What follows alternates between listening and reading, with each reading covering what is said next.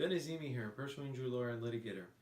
Today, I want to thank those who watched our Instagram and Facebook videos, and I thank you for encouraging me to continue to make more. I'm glad you find the information helpful and informative. Within the messages I've received, I do also receive questions from individuals who want me to discuss their questions. So today I selected the topic of hit and run accidents and unidentified and uninsured motorist coverage. So imagine you're on the road and suddenly you're struck by a car. The car doesn't stop at the scene of the accident and flees the scene. The first thing you shouldn't do is to chase down the car to determine who the owner or the driver was, because if you do that, you put your safety and the safety of others at risk. Number two, if you can remember the make, the model, and the color of the car, those are important pieces of information. If you had occupants in the car, if they remember the make and model of the car, they can help you. Now, if you're able to jot down the license plate of the car, that's also very important. Now, if there's any witnesses at the scene of the accident, it's very important that you get their names and contact information because they become material witnesses. They can corroborate your story. Now, number three, it's very important that you contact the police at the scene of the accident. The reason is the police come there and they can make a report that an accident did occur. If the police don't show up, it's very important to go to your closest self-reporting collision center to report the accident. And it's very important to report the accident as soon as possible. And I'll explain why later in the video. Now, the next thing you should do is to contact your insurance company and to advise them as soon as possible that you were involved in a hit and run accident and you have all the physical proof to prove it. And you have witnesses, such as maybe occupants of your car or actually other material witnesses on the scene of the accident. They can prove you were involved in a hit and run accident. And I'll explain why it's very important to have a lot of information when you're going to be contacting your insurance company. Now, in times where an individual is injured in a hit and run accident, it's very important to know when to use your own insurance company. And I say that because imagine you're injured in an accident and your insurance company is not able to locate the driver or the owner of the car that struck you. If you have sustained injuries, who are you supposed to get compensated from for the injuries that you sustained? Now, imagine also a time when your insurance company does an investigation and they're able to locate the driver and the owner of the car, but the car doesn't have insurance. Who are you supposed to get compensation for your bodily injuries? Now, it's obvious that if your insurance company and the police investigate and they're able to find out who the driver and the owner are, and that person has insurance, that you can sue that person and receive compensatory damages. But in the first two scenarios, what's very important is to remember that you can use your own insurance company and sue your insurance company to receive compensatory damages that you are otherwise entitled to receive from that at-fault vehicle. Now, Ontario's Insurance Act has a section by the name of Section 265 that indicates that every motor vehicle liability policy insurance contract must have uninsured and unidentified coverage available to the insured persons.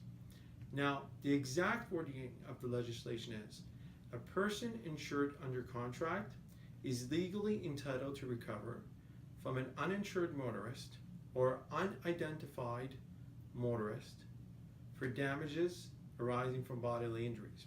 Now, we need to break that definition down. A person insured under contract means the policy holder. Now, if you own a policy of insurance, it's under your name. That means that you're able to enforce this provision if there is no insurance available for you to sue and receive compensatory damages for. Now, the person insured under contract includes also your spouse and any dependents that you have. So it's very important to remember that your relationship with your insurance company is on a contractual basis. Now, the reason at the beginning I said that you can sue your insurance company is that in order to enforce this provision of uninsured and unidentified motorist coverage, you still need to proceed with a lawsuit against your insurance company. And obviously, if you can't locate the driver and there is no owner of the car then you would name them as John Doe in the statement of claim, but you also will name your insurance company as a defendant in the statement of claim, so thereby being able to enforce that contractual obligation that they have to you. Now, what's very important to remember is that there is a compensatory damage limit when you try to enforce this uninsured motorist and unidentified motorist coverage, and that limit is $200,000. Now, if you have multiple occupants with you in the car that were also injured, they need to share with you pro rata that $200,000. A regular, typically, and I'm not saying regular, but typically a motor vehicle liability policy in Ontario is $1 million liability policy. But when you're going through your own insurance company for this uninsured and unidentified motorist coverage, the maximum is $200,000.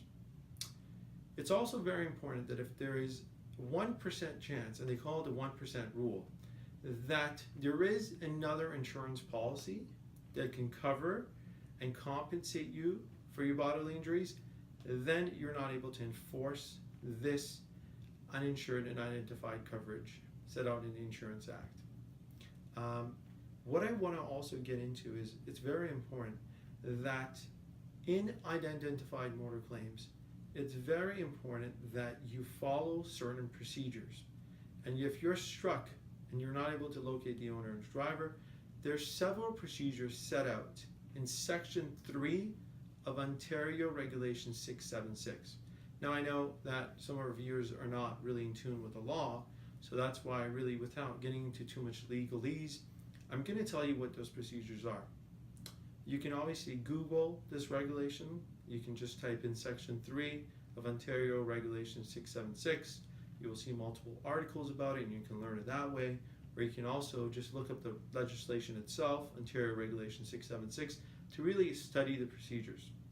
Now, typically, what I want to do in these shows is to really kind of give you the breakdown of what the law says rather than really reading directly from the legislation.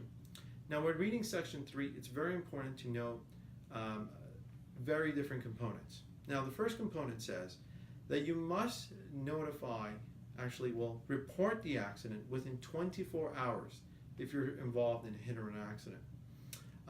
And the reason they say 24 hours is because they want if they're going to be able to locate anybody later on for the damages that were caused to your car, if they're going to locate a driver or owner, they need to know as soon as possible they can track down any suspects. Aside from that, the provision does say, or soon as practical after that time, meaning that if, in this hit or run accident, you sustain serious injuries and you're hospitalized for 3 weeks and you're really not able to report the accident, well, it's not reasonable to expect to have you report it within 24 hours. It's only practical to have you report it when you're actually able to report it. Now, what Section 3 also says is that the person who wants to use this provision of unidentified and uninsured motorist coverage must provide a written statement to their insurance company within 30 days of the accident, or again, as practical as possible after that date. Means that you have to give a statement, and that statement needs to include 3 things as a basic. When? So the details of the accident. So you need to provide a complete description of the accident, and whether the accident was actually caused by an unidentified driver, meaning that you're not able to know who the driver was. And number 3, whether the person that is making the claim was killed or injured. So it's very important to get these 3 components down in a written statement within 30 days. Now, what the last component is a very obvious thing, and the person who's going to be claiming under the unidentified motorist coverage needs to make their vehicle available to the insurance company. The reason is because the insurance company adjusters want to see the car, see what type of damage there is, and obviously due to fraud provisions out there, they want to ensure that the person's not staged the accident or is not trying to use this mechanism to take advantage of insurance, and they want to do their own investigation and determine that there's no fraud going on. So it's very important to keep in mind that the evidence that you provide when you're involved in a hit and run accident is extremely important as well.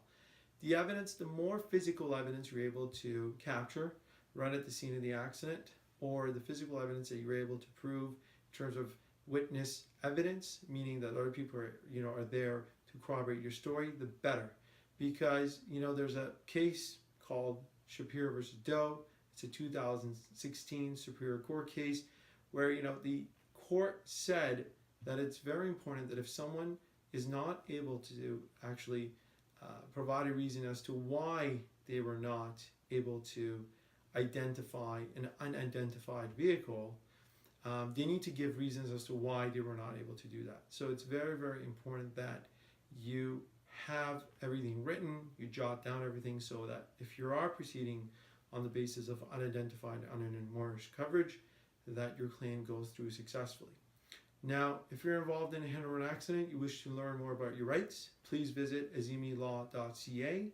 You're more than welcome to email me at info@azimilaw.ca. Check out our Facebook page, check out our Instagram page, and leave your questions. Now, if you want me to discuss any questions that you have that you're interested for me to discuss in the following next episodes, definitely leave me a message.